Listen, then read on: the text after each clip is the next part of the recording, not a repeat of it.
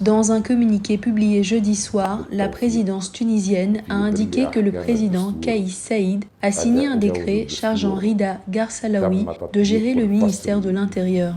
Monsieur Garsalaoui a prêté serment dans la foulée.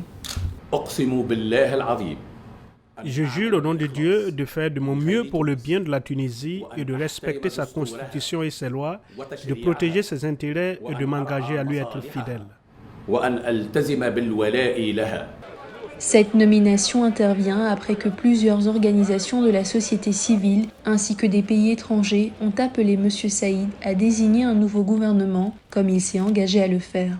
Le président tunisien, qui avait limogé le premier ministre Hichem Mechichi et suspendu les activités du Parlement pour 1 mois, a expliqué sa décision par la nécessité de sortir le pays de la profonde crise politique, économique et sanitaire qu'il connaît. M. Saïd a également lancé une offensive anticorruption et le parquet a annoncé l'ouverture d'une enquête qui vise plusieurs partis, dont le principal parti parlementaire Ennahda.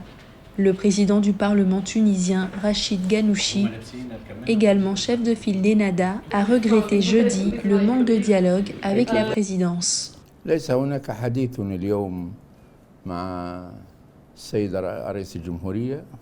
Il n'y a pas de dialogue aujourd'hui avec le président de la République ou avec ses conseillers. Mais nous pensons qu'il faut qu'il ait lieu. Il faut qu'il y ait un dialogue national.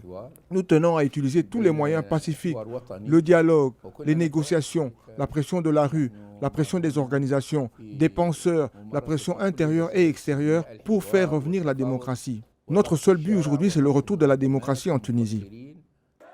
De leur côté, les organisations de la société civile ont réclamé une feuille de route et mis en garde contre toute prolongation illégitime de la suspension du Parlement au-delà des 30 jours prévus par la Constitution.